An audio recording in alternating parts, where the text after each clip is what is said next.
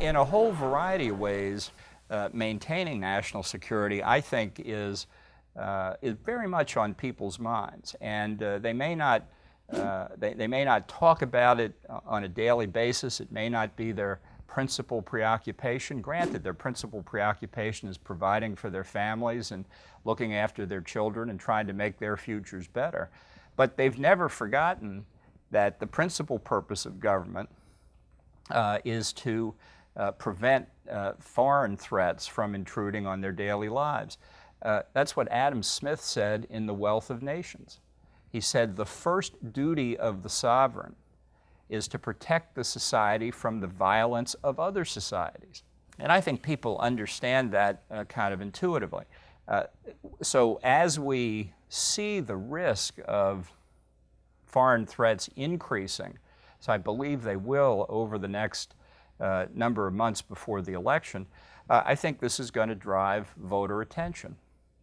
And the reason I think that the level and perhaps the scope of threats internationally could pick up is that our adversaries, whether they're states like Russia or China, whether they're terrorist groups like ISIS or Al-Qaeda, they can read the calendar just the same as we can. And they have watched the president over these last 7+ years, and they have taken his measure. They see that he's weak and inattentive, that he does not respond to direct threats to Americans and American national interest. They don't know any better than we do who's going to win in November, but they know they've got 10 months left of Barack Obama. So if you're an American adversary, it is very much in your interest to probe and to test and to see how far you can get under this administration. And I think we're going to see this in a variety of areas, some that may not affect daily life in state and local communities as much as others.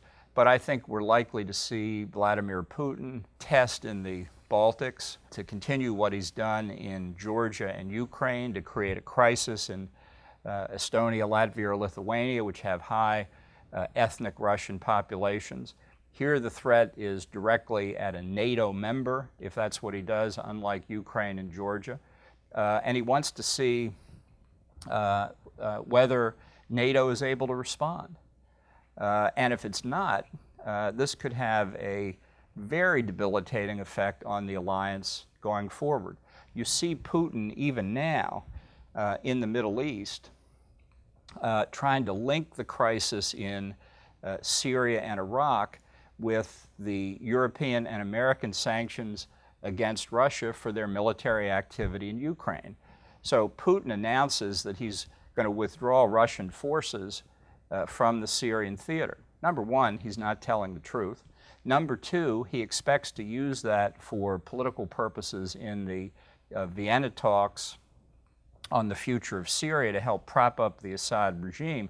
But I think most importantly, this is the pitch that he will make to the Europeans, that he is solving the Middle East refugee problem for them by calming and stabilizing the situation in Syria, and therefore, in response, we should give up the sanctions imposed on Russia for its military activity in Ukraine, which, if it happens, would be an enormous boost for the Russians, as was the lifting of sanctions on Iran because of the Vienna nuclear deal. And it will give Russia considerable economic relief at a time when oil prices have been historically depressed.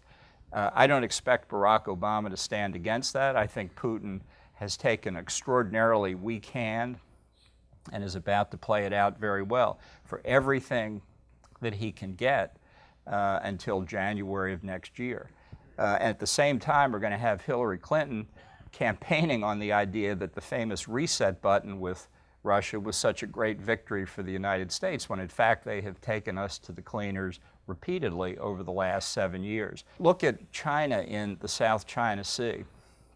You know, you see the pictures in your newspapers every morning.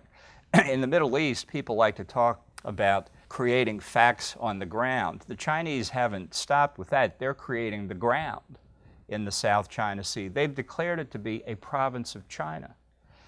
They have a provincial capital for these rocks and reefs and things that they're building air and naval bases on. And why is that significant? Just for starters, because every barrel of oil that comes from the Middle East that goes to South Korea, Taiwan, and Japan goes through the South China Sea, as does a very considerable percentage of the world's seaborne trade. So if China takes what are now international waters, or at least waters of, where there's a right of innocent passage for commercial vessels, and makes it into a Chinese lake, China has its hands around the throats of the economies of three of our closest allies and biggest trading partners. This is big news. While our Navy continues to shrink to levels in terms of ships at sea not seen since 1916, 1916, 100 years ago.